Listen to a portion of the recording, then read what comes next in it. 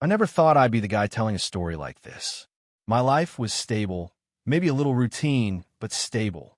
I had a decent job, a wife I believed was loyal, and a future I was steadily building. My name is Ethan Carter, and for the longest time, I thought I had everything figured out. I worked as a senior project manager at a well-known tech firm, Horizon Innovations. It wasn't the most glamorous job, but it paid well and gave me a sense of purpose. My wife, Rachel, worked in marketing for a different company, or at least that's what I thought for years. She was smart, charming, and always had a way of making people feel comfortable around her. We had been married for 6 years, and while the honeymoon phase had faded, I believed we had something solid. Sure, we had our arguments, small things like me working late or her spending too much time on her phone, but nothing that ever felt like a real threat to our marriage. Then there was Brandon Wells, my coworker, my supposed friend. We weren't best friends, but we were close enough. We worked on the same team, attended the same office outings, and even grabbed drinks after work sometimes. I trusted him. He was good at what he did, but he had a cocky side to him, something I always brushed off as confidence. Looking back, I should have seen the red flags. It started small, so small that I ignored it first. Rachel started staying out later, saying she had work meetings that ran late. I didn't question it because I had my own late nights at the office. But then she began acting different. She stopped asking about my day, stopped cuddling up next to me on the couch like she used to. Her phone never left her side, something that had never been an issue before. One night, I came home early from work, hoping to surprise her with dinner. When I walked in, she was sitting on the couch, phone in hand, and as soon as she saw me, she nearly jumped out of her skin. She quickly turned her screen off, smiling like nothing was wrong. "Hey, babe, you're home early," she said, too cheerfully. "Yeah, thought we could have dinner together." She hesitated. "Oh, I actually already ate. Work lunch ran late." The answer was plausible, but something about the way she said it, the way she wouldn't quite meet my eyes, made my stomach twist. I told myself I was being paranoid. I told myself I was just tired from work. But the feeling didn't go away. At work, Brandon seemed the same as always, laughing at jokes, making snarky comments in meetings. But I started noticing something I hadn't before. The way he looked at me when he thought I wasn't paying attention. A flicker of something, guilt? Or was I imagining it? I tried to push the thought away. This was Brandon, my coworker, my friend. But then I remembered something. A few months back, Rachel had come to one of my office parties. It wasn't anything fancy, just a casual get-together at a rooftop bar. I had introduced her to my team, including Brandon. He had been friendly, maybe even a little too friendly, but I hadn't thought much of it at the time. Now, I couldn't help but wonder, had that been the start of something? I shook my head. No, Rachel wouldn't do that. And Brandon? He had his own life, his own girlfriends. He wouldn't betray me like that. Would he? The tipping point came one Friday evening. I was leaving the office late, exhausted after a long week, when I saw something that made my blood run cold. Brandon was in the parking lot, and so was Rachel. She was in her car, and he was leaning into the driver's side window, talking to her. They didn't see me. I stood there, frozen, watching. It could have been innocent, right? Maybe she had just come to pick me up.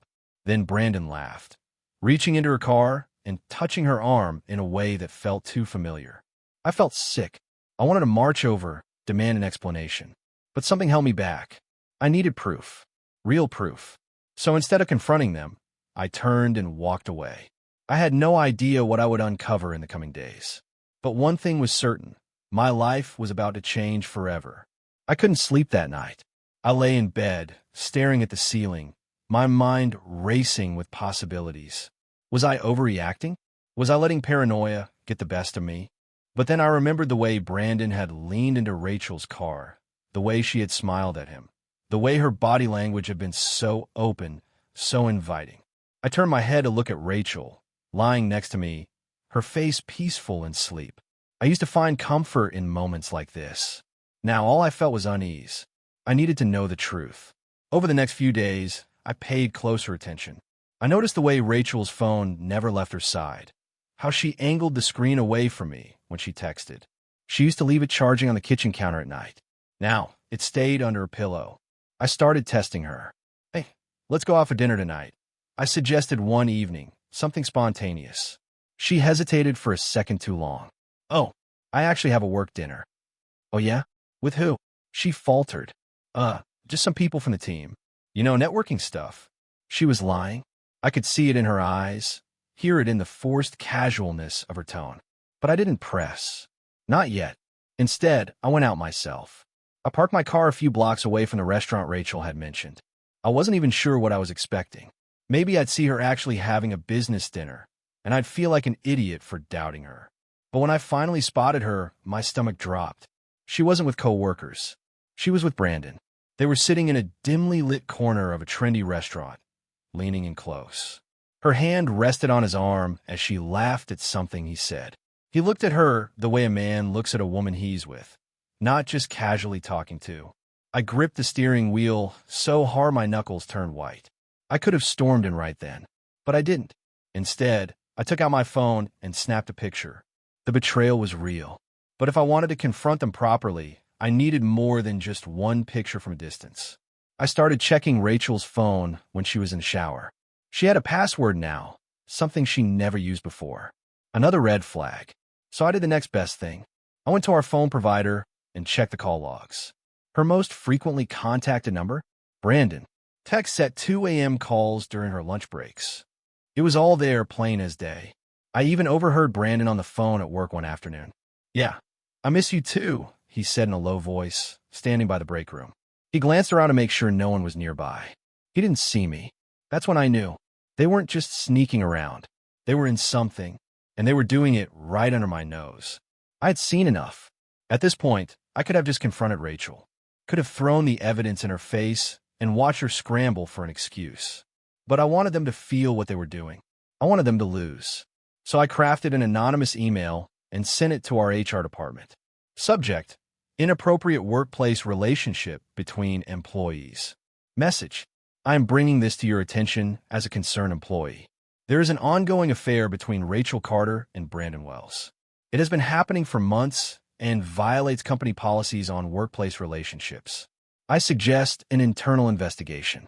No name, no direct accusations, just enough to plant the seed. And then I waited. The next morning, Rachel was acting weird. She had been on her phone nonstop, her forehead creased in worry. What's wrong? I asked casually. She forced a smile. Oh, just work stress. Nothing major. Lie. She didn't know yet, but the noose was tightening. At work, Brandon looked on edge too. He wasn't his usual arrogant self. In fact, he barely spoke during the morning meeting. By lunchtime, the rumors were spreading. I heard HR is investigating someone. A coworker whispered. Something about an inappropriate relationship. Brandon left the office early that day. Rachel came home late. Neither of them knew what was coming next. The tension in the air was thick. Rachel was on edge. Brandon had gone quiet at work. The rumors were swirling, and I knew it was only a matter of time before the inevitable happened. I didn't have to wait long. 2 days after I sent the anonymous tip, Brandon was called into a closed-door meeting with HR. Rachel received an email asking her to come in for a mandatory discussion. I watched from my desk as Brandon emerged an hour later, his face pale, his jaw clenched. He stormed past me without a word. Then, it was Rachel's turn. She walked in with her usual confidence, but when she came out, she looked shaken. That night at home, she barely spoke. She was lost in her own world, checking her phone constantly, biting her nails, a nervous habit I hadn't seen in years. I played dumb. Tough day at work. She glanced at me, forcing a weak smile. Yeah, just some annoying office drama. I smiled back. Oh, anything I should know about? Her eyes flickered with uncertainty, but she shook her head. No, nothing important. Liar. At this point, I had everything I needed. But I wanted one final confirmation. So I did something drastic. That Friday, Rachel told me she was going out with some coworkers for drinks. I already knew where she was going. I followed her. Sure enough, she wasn't with some coworkers. She was with Brandon. They had met at a hotel bar, sitting in a secluded booth, talking in hushed voices. Rachel looked anxious, Brandon frustrated. I could only assume they were discussing the HR investigation. Then, they left together. I tailed them into the hotel lobby, my pulse pounding in my ears. They walked to the elevator, pressed the button, And when the doors opened, Brandon placed his hand on the small of Rachel's back, guiding her inside. She didn't hesitate. I took a deep breath, walked up to the reception desk, and with the calmest voice I could muster, said, "I need to report a company policy violation. 2 employees of my workplace are currently engaging in an inappropriate relationship here." The receptionist blinked, confused. "Sir, I'm not sure. They work for company name." I cut in, making sure to say it loud enough for nearby guests to hear. "And they're violating workplace ethics policies. I believe the HR department would be interested in this." People started looking. The receptionist's eyes widened. I turned away before she could ask anything else. I had done what I came for. Now all I had to do was wait. Monday morning, Brandon didn't come into work. Rachel was unusually quiet, barely touching her coffee. Then, around 11 a.m., an email was sent out to the company. Effective immediately, Brandon Wells is no longer employed at company name. We thank him for his contributions and wish him the best in his future endeavors. Rachel's face turned ghostly pale.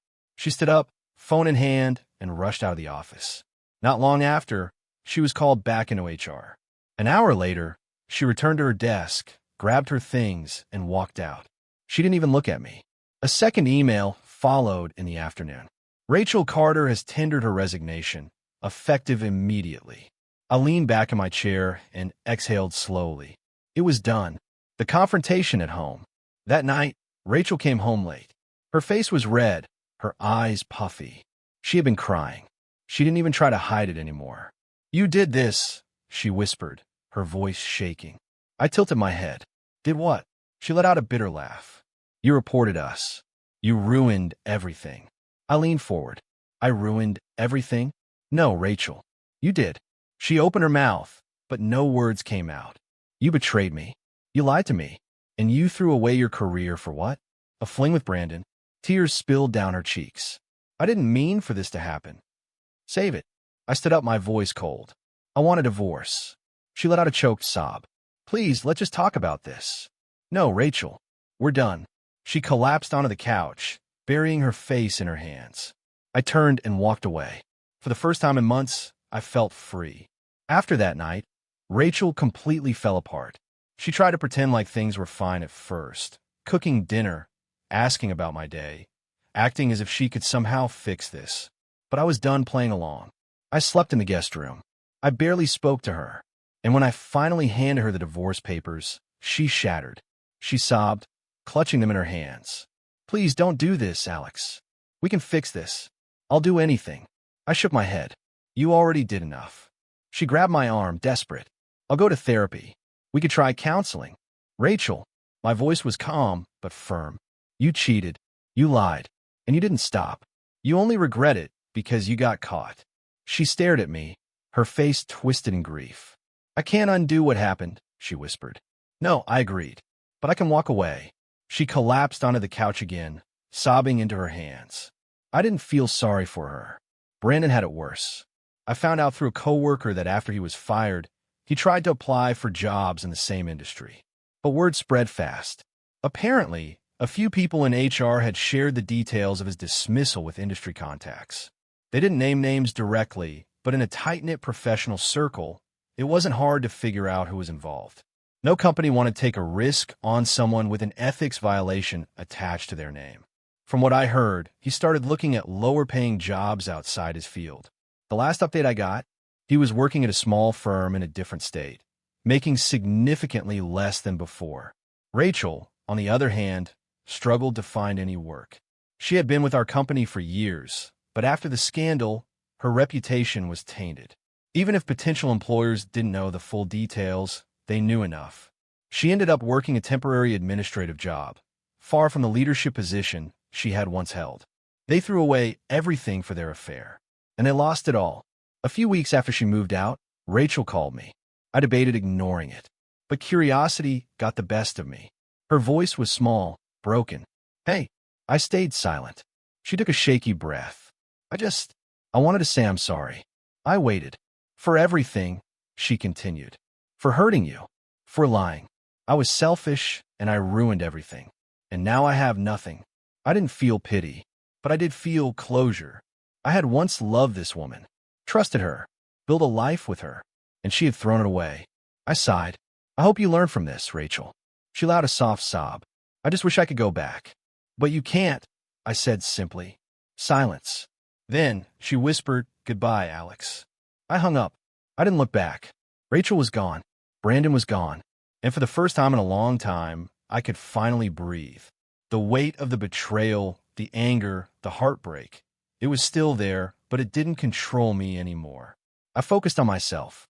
I poured my energy into work, not because I needed to prove anything, but because I actually enjoyed it again without all the drama.